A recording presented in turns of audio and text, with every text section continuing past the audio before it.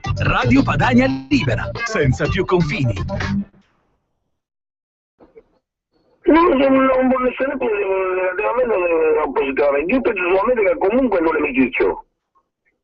O no, se domani mattina capita, no, che esce fuori un ragionamento e dicono, a me fa dico PD, diamo una pubblicità al giornale, sicuramente che se lo vanno a guardare sempre da fare. Questo è Umberto De Rosa, che è il presidente di Fincalabra, che è lo stampatore del giornale L'Ora della Calabria, che sta parlando con l'editore del giornale L'Ora della Calabria. La pubblicità è il me, non lo sa benissimo. Io ti sto dicendo, ma io ti sto dicendo una banalità più banale, ti sto dicendo, no? Allora io sto dicendo una banalità più stupida.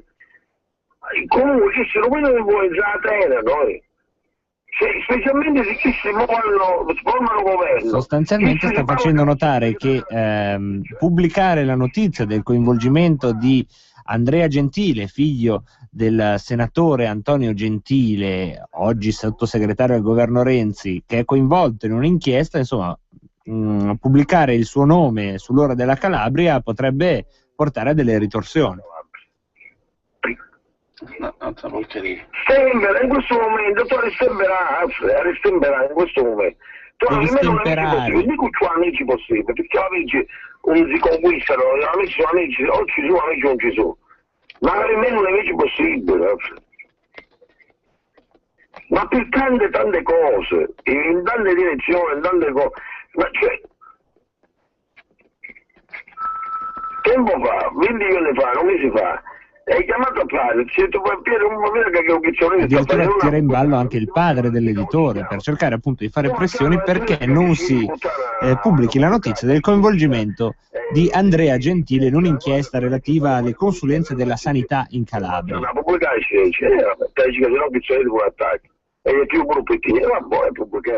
Poi ovviamente ci vorrebbe un traduttore simultaneo, però ci tenevo a farvi sentire comunque l'audio per farvi capire comunque il tono, no? Perché adesso vi ho detto il succo del messaggio era questo: convincere l'editore a fare pressione sul direttore perché non venisse pubblicata una notizia che non è inventata, è la notizia del coinvolgimento di Andrea Gentile, figlio di Antonio Gentile, a sua volta sottosegretario del governo Renzi, di non pubblicarla questa notizia. Anche perché Antonio Gentile è una potenza in Calabria. Detto Tonino è senatore, sottosegretario alle infrastrutture e coordinatore calabrese del nuovo centrodestra.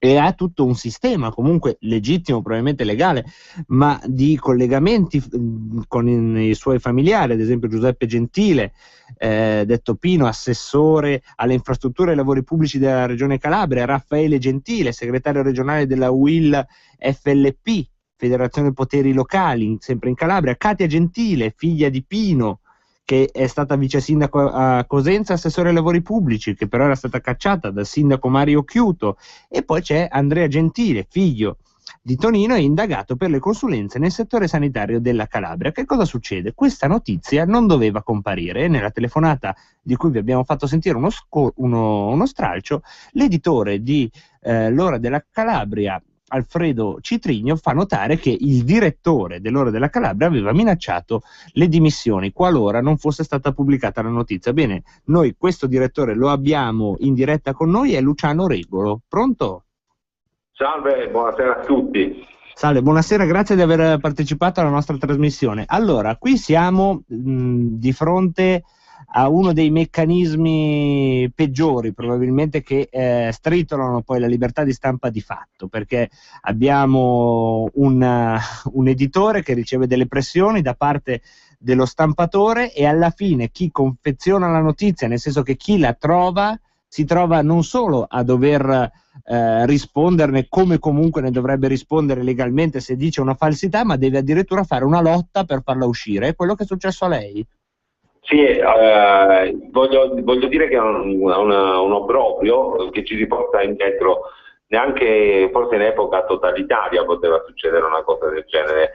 Direi che i termini, i toni, gli scenari che evoca questa telefonata sono veramente foschissimi. Io quella sera avevo chiuso il giornale, così avevo dato il vitto si stampi, e per me il giornale era concluso, andando via dalla redazione, il mio editore mi invita a mangiare una pizza, nella sua auto mi mette al corrente di aver ricevuto una serie di pressioni da parte, diciamo, di De Rose e anche delle telefonate di SMS da Andrea Gentile, il figlio del senatore Gentile, che era il protagonista di questa notizia, e mi dice: guarda, sei sicuro? Dico: certo, l'abbiamo verificato, eccetera. Gli dice: no, perché mi stanno chiamando. Dice: aspetta, adesso dico, tu chiamalo e gli dici che io, piuttosto che togliere la notizia, mi dimetto. E da lì ho avuto la presenza io di registrare questa telefonata con, diciamo, il mio cellulare, e il resto, diciamo, adesso è più o meno storia nota. Quello che è singolare è che il senatore Gentile, diciamo, su questa vicenda continua a non dare la risposta, diciamo, mirata,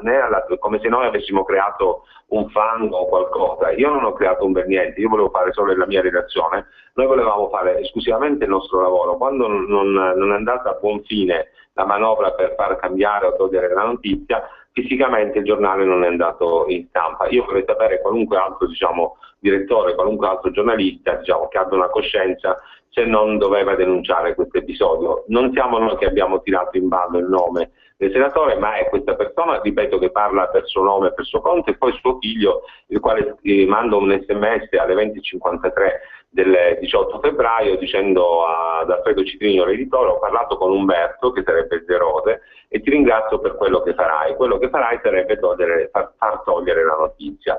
In più c'è un altro contestuale messaggio, sempre nello stesso arco temporale, di De Rose, che dice: ti hanno chiamato, usando quel plurale maiestatis della famiglia Gentile, che usa anche nella telefonata che ormai tutti conoscono, e che dice: ma tu non rispondi, perciò chiamami appena puoi. Poi mi hanno detto anche i miei colleghi che poiché quella sera l'editore si trovava nel suo ufficio presso la nostra redazione, mentre io mi occupavo della fattura del giornale, che ha chiamato ossessivamente De Rose per cercare di Alfredo Citrigno, e lui faceva rispondere che non era lì, che non ci fosse, eccetera. Questo mi è stato confermato, così come i grafici che attendevano dallo stabilimento tipografico l'ok per andare a casa quella sera sono rimasti in stand-by fino all'1:30, prima di apprendere alle 2, dopo un'ultima telefonata di De Rose a Citrigno, in cui Citrigno gli confermerà che io non avevo voluto togliere la notizia, chiama per dire che la rotativa si è improvvisamente, misteriosamente rotta. Questi sono i fatti inquietanti, e ovviamente che una persona, diciamo un senatore, lasciando perdere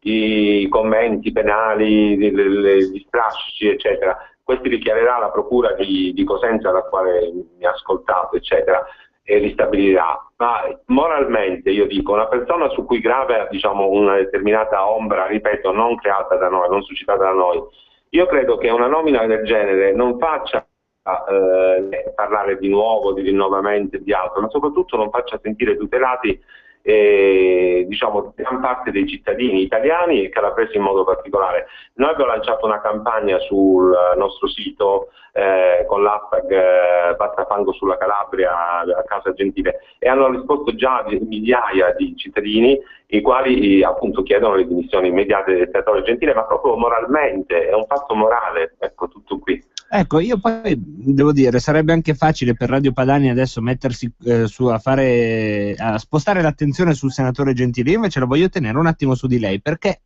la prima cosa che mi verrebbe da dire è che il suo è stato un grande gesto di coraggio, nel senso, sarebbe stato coraggioso se fosse successo in Trentino Alto Adige, forse ancora di più quando succede in una regione difficile come la Calabria, però mi piacerebbe pensare che il suo dovrebbe essere un atto di normalità. Perché mi ricordo Montanelli, e magari lo sentiremo nel corso della trasmissione, quell'estratto in cui diceva che la libertà di un giornalista non dipende dall'esitore, ma dipende dagli attributi del giornalista, e quello che ci è sembrato di notare oggi finalmente è stato un direttore di giornale che su una notizia che, ripeto, è una notizia del coinvolgimento di una persona in un'indagine, quindi non stiamo parlando del Watergate, però proprio per dare una notizia si mette contro alla fine dei poteri fortissimi, perché comunque se questo sistema anche solo familiare, che viene tratteggiato dal fatto intorno alla famiglia Gentile in Calabria, risponde anche solo per metà alla verità, stiamo parlando di poteri veramente forti in Calabria. Specialmente di poteri e sudditanze, diciamo, psicologiche, che poi creano questa palude stagnante. Purtroppo la Calabria continua a essere vista come un osservatorio di voti, no? E quindi cosa succede? Che la politica nazionale anziché diciamo, pensare alle reali istanze, ai bisogni, alle aspirazioni dei cittadini, si assicura dei voti sicuri, no? dei voti certi, e quindi questo è anche un po' il riflesso di quanto accade. Io penso, come stava dicendo giustamente lei, che io non mi sento un eroe o qualcuno che ha fatto un qualcosa di particolarmente diciamo diverso, importante. Sono sicuro di aver seguito la mia coscienza di uomo, anche di credente, di cattolico, e specialmente di aver fatto così. Non avrei potuto guardare più in faccia né i miei figli, non solo i miei colleghi, se io avessi fatto passare nel silenzio questo sopruso. Invece mi auguro, e questo i fatti me lo confermano, che alzare la voce qualche volta, alzare la testa più che altro di fronte al sopruso, almeno dà la possibilità di discutere, dà la possibilità anche di capire quanto questi meccanismi abbiano fatto male all'Italia intera, perché poi i problemi si consumano nel territorio calabrese, ma di questo poi ne paga le conseguenze l'Italia intera. Sì, poi devo dire, nel senso che adesso stiamo parlando di un caso che è emerso in Calabria, però pressioni politiche su un editore perché non esca una notizia non è un caso che diciamo non è una specialità calabrese, direi che purtroppo è una specialità nazionale. Quello che manca in Italia, le chiedo appunto di alzare un po' la prospettiva prima poi di salutarci, è probabilmente questo, nel senso di giornalisti che guardano prima di parlare, si rendano conto che quello che danno è un servizio e un potere di controllo importante, quello che fa la stampa, che se viene meno poi la democrazia, non trova? Sono d'accordissimo, diciamo, io penso che purtroppo sono tanti giornalisti che vedono in questa professione uno status o una porta che si apre verso una propria ascesa personale, quindi sono sempre timorosi o pavidi verso il potere, con le dovute eccezioni, perché ce ne sono tante, e il giornalismo senza questa connotazione perde la sua valenza, che è anche educativa, che è anche di informazione, anche di contributo al dibattito, al progresso delle idee, no? Dello scambio. Questo è fondamentale, specialmente in degli ambienti in cui si creano certe paludi stagnanti e certi superpotentati. Soltanto diciamo, la gente libera, le voci libere poi stimolano e danno una speranza a chi quotidianamente vive vessazioni che noi possiamo solo immaginare. Ma sicuramente io penso di parlare a nome di tutti gli ascoltatori facendole, mi dispiace farle i complimenti perché rispetto, dovrebbe essere un gesto di normalità, ma visto che siamo in un paese che di normale ha poco, il suo è stato un gesto di coraggio e quindi le porto i complimenti degli ascoltatori e la ringrazio di aver partecipato alla nostra trasmissione e di averci dato, diciamo, questo contributo importante per quello che è stato. Ringrazio io voi tutti e saluto tutti i radioascoltatori. Apprezzo molto tutto quello che lei, diciamo, e tutti gli altri colleghi state facendo per un principio importante, che è quello della libertà. La libertà delle idee e delle opinioni è un segno di civiltà. La ringraziamo, grazie mille al direttore di Calabria Ora, Luciano Regolo. E questo è quello che oggi, 3 marzo 2014, succede ancora in questo paese chiamato Italia. Cosa vi devo dire? Mamma gli italiani, manco li cani, mamma gli italiani.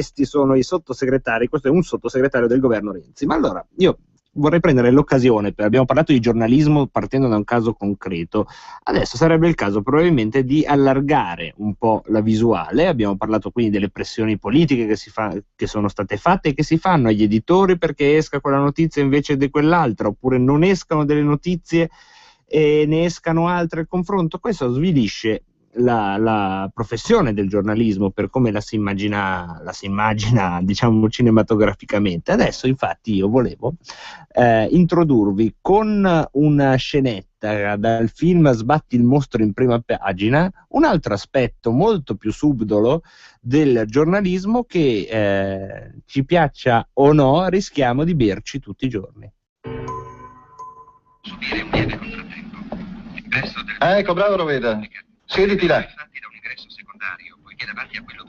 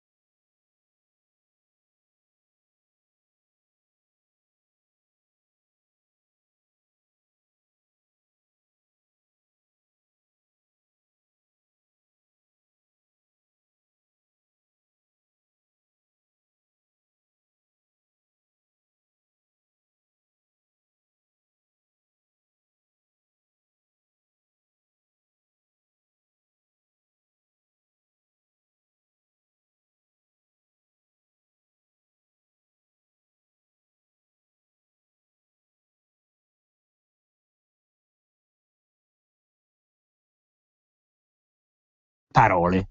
Perché alla fine noi dobbiamo pensare prima di tutto questa cosa. Ormai è la scienza che lo dice con la teoria della relatività linguistica. Sostanzialmente è ormai appurato che non riusciamo a pensare senza parole. Questa è una cosa che alla prima volta che la si sente ci si chiede: ma com'è possibile? Provate, proviamo a casa e qua, anche il regista, proviamo a pensare senza parole. Non si riesce. Anche adesso io ad esempio ho pensato un albero, ma se notate vi dite la parola albero. Questo cosa vuol dire? Non è una stupidaggine, vuol dire che tutto quello che pensiamo nella nostra testolina lo pensiamo utilizzando delle parole, quindi chi ha il controllo di queste parole, e ad esempio dandoci una notizia, utilizzando l'una o l'altra, può fare in modo che questa notizia ci colpisca oppure ci scivoli addosso, pur avendola data.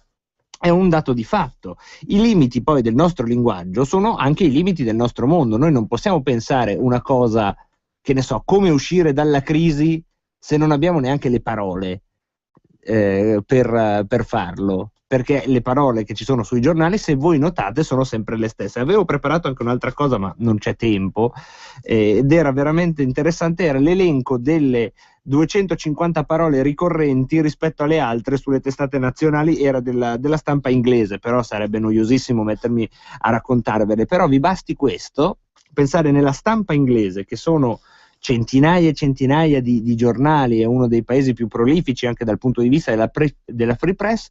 Uno studio ha evidenziato come c'è un fortissimo distacco in classifica tra un gruppone di 250 parole e tutte le altre. Ora pensate, in 250 parole che mondo piccolo si può costruire. È chiaro che è un mondo che poi non può trovare soluzioni, eccetera eccetera. È anche quello che scrivono dei filosofi come Sapir, che è appunto il teorico della relatività linguistica, e che dice, da questo esempio tratto da Orwell. Sapete che in Orwell, ne avevamo già parlato, c'è la neolingua, è uno degli strumenti del grande fratello, del sistema, per appunto tenere i cittadini sotto il suo controllo. Bene, la parola libero, l'aggettivo libero nella neolingua esiste ancora, solo che ha un cambiamento. Da noi libero vuol dire anche libertà. Sono una persona libera, nel senso che sono io che decido cosa fare, tutti i significati che sappiamo. Bene, la raffinatezza è quella di prendere la parola libero, lasciarlo, ma utilizzarla solo nell'accezione: questo campo è libero da erbacce, oppure questo cane è libero da pulci. In questo modo non c'è più la libertà. Stiamo parlando soltanto di situazioni materiali, e stiamo parlando soprattutto di un libero come qualcosa che è senza qualcos'altro, e quindi è chiaro che abbiamo travisato il concetto. Ora io credo che così come teoria, io spero di essere riuscito ad arrivare alla vostra comprensione come c'ero arrivato io dopo averla letta con più attenzione questo passaggio, però molto utili sono gli esempi per arrivare a questo ragionamento. Ad esempio, guardate le parole della neolingua di oggi. Carcere non si dice più, si dice svuota carceri, casomai, e quindi si fa un abbinamento, cioè svuota carceri. Se no, sentite dire istituto rieducativo. Ora, se voi dite istituto rieducativo, è una cosa che vuol dire un'altra roba. Vi immaginate delle che ne so, delle infermiere, dei medici, dei psicologi. Invece il carcere deve essere il carcere. Un'altra parola che non si sente più è criminale. Criminale viene toccata con pregiudicato, che è tutta un'altra cosa. Pregiudicato, voi vi immaginate qualcuno, almeno io mi immagino qualcuno che fa il controllo della polizia e risulta che 20 anni prima aveva rubato una mela. Criminale è una roba diversa. Lo stesso vale con la guerra, che è diventata una missione di pace. La missione di pace è una roba diversa da, che ne so, gli aerei tedeschi che bombardano Varsavia, però probabilmente in Germania negli anni 40 anche quella la chiamavano missione di pace.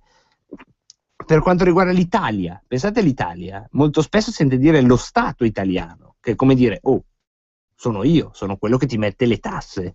L'Italia è una roba che ormai non c'è più. E tante altre cose. Mi sono preso la briga di fare un esempio proprio da un articolo, un mezzo articolo di Repubblica di oggi su Matteo Renzi, uno di quegli articoli che potete trovare riprodotto dappertutto, e ve ne leggo un pezzetto e ci fermiamo su qualche parola, magari può essere interessante. Allora, Matteo Renzi ha rimpiazzato Enrico Letta alla guida del governo nelle scorse settimane. Già qui rimpiazzato. Non è che Enrico Letta rimpiazzato vuol dire una cosa chiara: uno non c'è più e arrivi tu, mentre Matteo Renzi ha fatto, in maniera anche molto plateale, una battaglia per succedere a Enrico Letta, quindi è già diverso.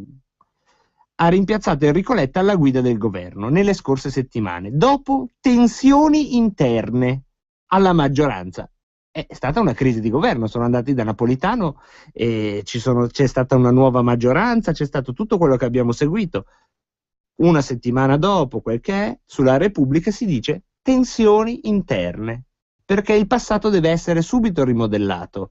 Il trauma di una crisi di governo all'interno del Partito Democratico deve essere subito accarezzato dal balsamo della tensione interna. Non è stata una crisi di governo, con un'accelerazione che non era piaciuta agli stessi elettori di centrosinistra. Un'accelerazione, una crisi di governo è una cosa, l'accelerazione è un'altra. Eppure l'articolo riguarda un sondaggio che da Renzi, insomma, con delle prospettive buone, una casa di sondaggio citata da Repubblica, quindi pensate voi la fonte è un po' sospetta, ma non è questo il punto.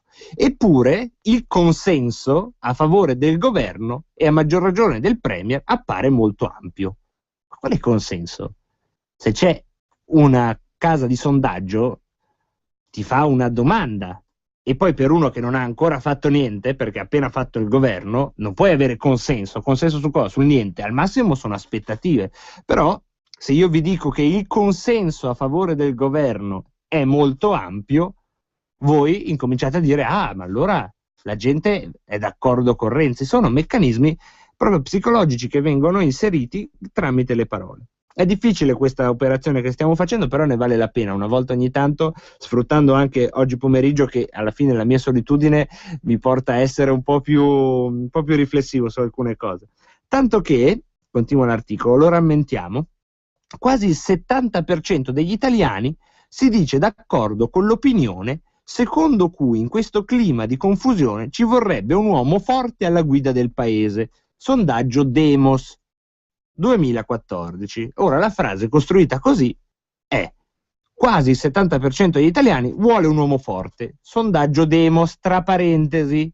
Ora, una frase oggettiva sarebbe stata: secondo un sondaggio Demos, il 70% degli intervistati si dice d'accordo con l'opinione. E allora tu mi stai dando la notizia oggettiva. Io posso pensare che sia più o meno attendibile, ma se tu mi dici il 70% degli italiani dice d'accordo e mi metti il sondaggio tra parentesi, stai facendo della propaganda e sei Repubblica. Perché ce l'ho con Repubblica? Perché Repubblica è il giornale che in tanti comprano pensando che sia un giornale normale. Un po' come il Corriere, sì, moderatamente di sinistra. Qui siamo invece una raffinatissima propaganda proprio lessicale. Renzi, in fondo, risponde a questa estesa domanda di leadership. Estesa, vabbè, secondo il sondaggio Demos è estesa, sottolineata dal consenso, e di nuovo siamo al consenso trasversale di cui dispone, da sinistra a destra passando per il centro, con la sola eccezione del Movimento 5 Stelle, degli elettori del 5 Stelle, che però lo apprezzano oltre il 43%. Quindi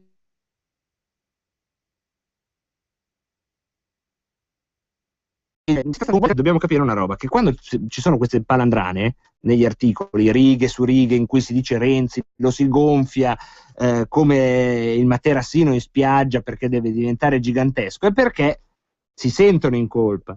Infatti più o meno alla fine dell'articolo c'è scritto, guardate che roba: certo, virgola, a Renzi manca la legittimazione del passaggio elettorale. Tuttavia egli è stato plebiscitato alle primarie del PD. L'unico. Ora, questa frase qua ci rimaniamo su un secondo. Certo, virgola, è come dire certo. Così, un dettaglio. A Renzi manca la legittimazione non democratica, del passaggio elettorale. Vedete, anche solo anziché dire democrazia, dire passaggio elettorale, voi vi immaginate sì una cosa che passa, una servitù di passaggio tra un giardino e l'altro, non il giardino. E subito, punto. Tuttavia, virgola, quindi state tranquilli, manca la democrazia, ma egli è stato plebiscitato, viene usato il verbo plebiscitato, alle primarie del PD, unico vero partito rimasto. Vero tra virgolette, non si capisce in base a che cosa poi questo succede, ma il suo consenso dipende anche dal modo. Finisce l'articolo, non ve la faccio troppo lunga. Dunque Matteo Renzi oggi appare l'uomo forte e veloce richiesto da chi? Da una parte ampia del paese per far fronte alla debolezza della politica. Tutto questo è inventato. Tutto questo parte dall'unico dato che è un sondaggio Demos del 2014 e un altro sondaggio in cui si dice che c'è aspettativa verso questo governo, grazie al cavolo, e tutto il resto, vedete, questo immaginario qui del Renzi che è voluto da tutti è tutto costruito sulle parole. Certo, poi non si ha l'attenzione di mettersi a leggere ogni volta che si apre il giornale, fare una ginnastica sui verbi. Quello è molto difficile, è impossibile da fare probabilmente, però c'è chi nel giornalismo italiano, e abbiamo già avuto la possibilità di ospitarlo una volta e oggi abbiamo il piacere di avere in collegamento con noi il direttore di Cronaca Vera, Giuseppe Biselli. Ciao Giuseppe. Buonasera. Ecco, che dirige un giornale particolare che è famoso per i suoi titoli un po' sensazionalistici sull'attualità, e ne avevi parlato anche quando eri stato nostro ospite, che ti chiedono: ma le notizie sono vere? Tu avevi detto sì, sono le notizie che leggete negli altri giornali, solo che i miei titoli non sono addomesticati. Quindi c'è questo addomesticamento delle parole generalmente sulla stampa. Se parliamo di giornalisti, sì, ovviamente noi siamo stati superati a destra dai giornalisti, perché ormai molti cosiddetti giornali autorevoli utilizzano una titolazione più forzata della nostra, però questo è un discorso che va a senso alternato, come un po' la corrente, perché dipende di cosa si parla. A me fa molto ridere leggere ormai le previsioni del tempo, non tanto le previsioni che sono in mano ai meteorologi, ma quando i giornalisti parlano del tempo, no? Tutti avremmo notato che se piove ormai si parla di bomba d'acqua, sì. Ma se si parla di lavoro non c'è più questa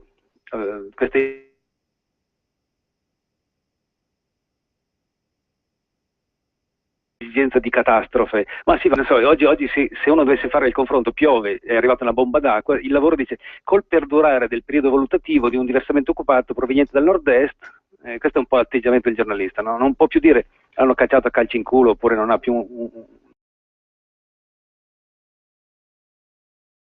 è andato a vivere sotto da che parte si prende. Allora, se volete parlare di come le parole vengono così utilizzate, a mio avviso, da certi giornalisti, è anche divertente poi non solo fare dello spirito, perché io poi non sono un comico, no?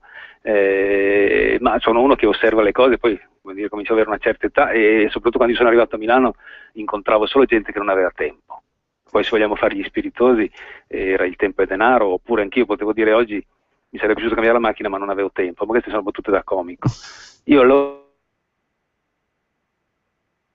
incontravo solo gente che non aveva tempo, oggi incontro, questo c'è poco da utilizzare le parole in maniera diversa, no?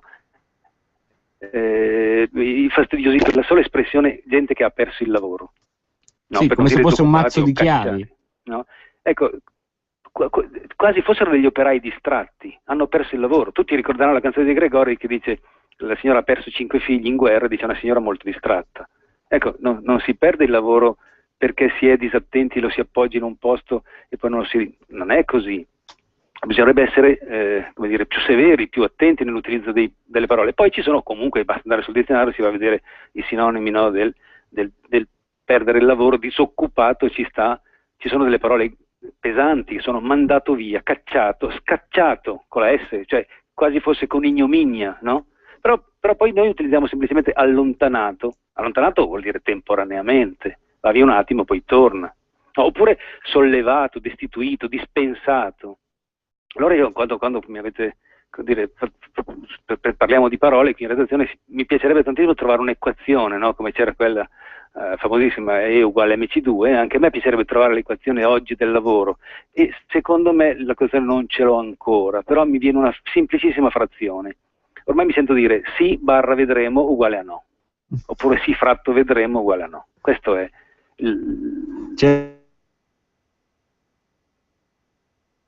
anche le faremo sapere. È un questa cordialità ormai, no? Che il no non si dice più, c'è un perbenismo feroce anche. Assolutamente, e che io equiparerei al disabile che era diventato diversamente abile. Allora dovremmo parlare di diversamente occupato, a fare niente.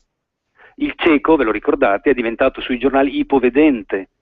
Allora è un ipooccupato? No, è un disoccupato, è uno che non ha più il lavoro, che non ha più il coraggio di entrare in casa, a dire a sua moglie non ho i soldi per andare a comprare quello che ci serve, no? E questa è la vergogna. Però anche lì, andando avanti, poi c'è sempre stato lo spazzino che è diventato operatore ecologico.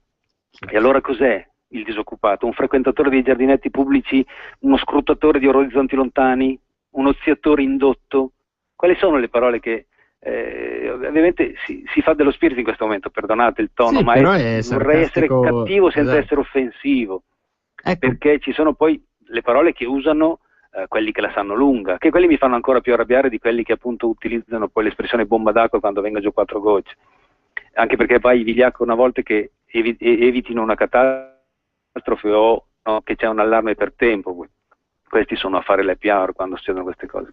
Sì. Però una cosa che mi aveva fatto molto arrabbiare, una roba che è venuta fuori nel 2008-2009, non ci bastava l'involuzione o tutte quelle parole lì, no, che in italiano suonano malissimo. A me piacevano sempre quei leasing, i factoring, no, quelle robe lì che erano della Milano davvero degli anni 80, avevamo imparato le parole in inglese che suonavano bene. Negli anni 2000 sono arrivate con l'euro, poi c'è una parola che mi fa arrabbiare tantissimo, è la deflazione. Deflazione, quando abbiamo incominciato a utilizzarla, perché il Corriere è uscito, siamo in deflazione, no? Vuol dire che l'inflazione e l'andamento economico sommati generano deflazione. Per pura curiosità, sono andato a vedere sul dizionario e in macroeconomia non è altro che una diminuzione generale del livello dei prezzi. Ma Vigliacco, Quindi in teoria è una cosa buona. Ma quando mai? Infatti. Uno poi legge, dice, una situazione di deflazione si verificò in Giappone fra il 2000 e il 2006 quando la banca centrale fu costretta a fissare un tasso di interesse dello 0% per favorire la liquidità circolante. Noi siamo in deflazione e i soldi li prestano solo le banche. A tasso zero io credo di pagare il 18% quando vado in rosso. La banca mi ha detto che se esco una volta per un giorno mi fanno pagare 50 euro fisse. E poi sempre in quella cortesia feroce c'è anche questa ripresa, che ad esempio Mario Draghi dice la ripresa arriva ma sarà disomogenea. Ah certo, è sempre a macchia di leopardo.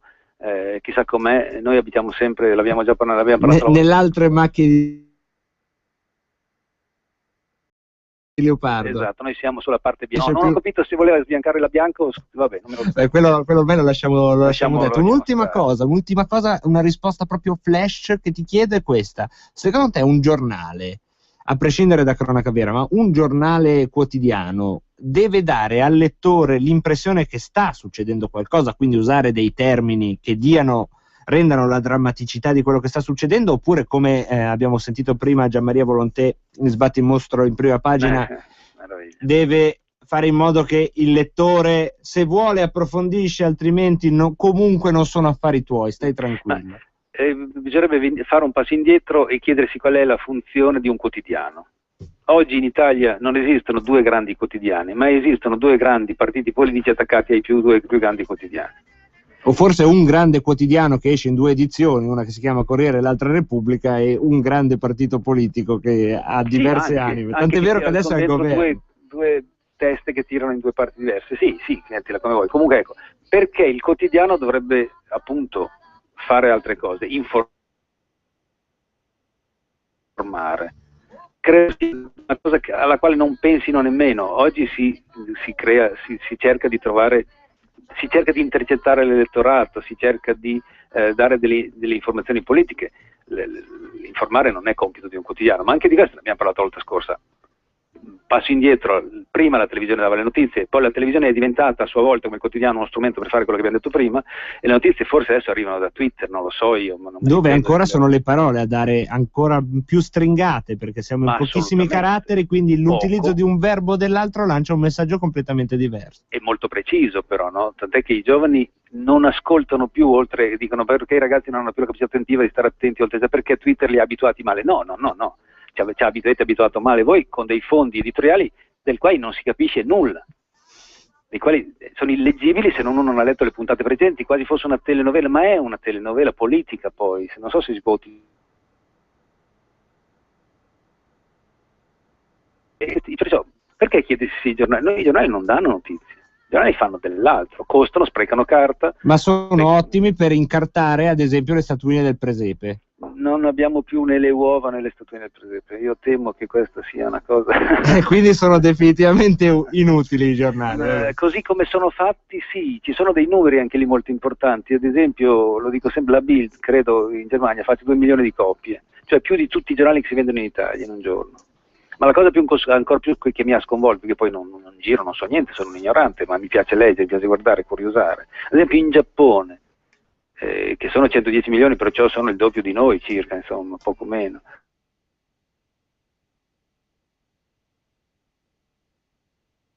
Sì, sono la nazione più con gli iPad più evoluti, i computer più evoluti, come si chiama? E c'è un'abitudine a leggere. Questa è la... Ecco, che ovviamente vuol dire che se ci sono così tanti quotidiani, ognuno, anche perché poi ci sono i giornali sportivi, ci sono i giornali che si occupano di borsa, e non voglio dire, cioè, si compra molto più. C'è anche il fatto che il giapponese non è poi così semplice da leggere sui portatili, pare, perciò o si scrive in inglese. Morale, ci sono molti prodotti cartacei, ma non è che per caso in quei posti lì ci sono anche su delle informazioni sui giornali. Può essere, chi può dirlo? Se c'è qualche giapponese all'ascolto ce lo faccia sapere domani. Intanto salutiamo gentilissimo Giuseppe Biselli di averci dato il suo contributo in questa puntata di oggi. Ciao Giuseppe, grazie. Grazie a voi, buona serata mille. E continuate l'ascolto. Grazie mille. Grazie, ciao. E noi ci salutiamo proprio al limitare della sigla in questa puntata serissima. Se volete sapere qual è il titolo di questa trasmissione, seguiteci domani che ve lo dico.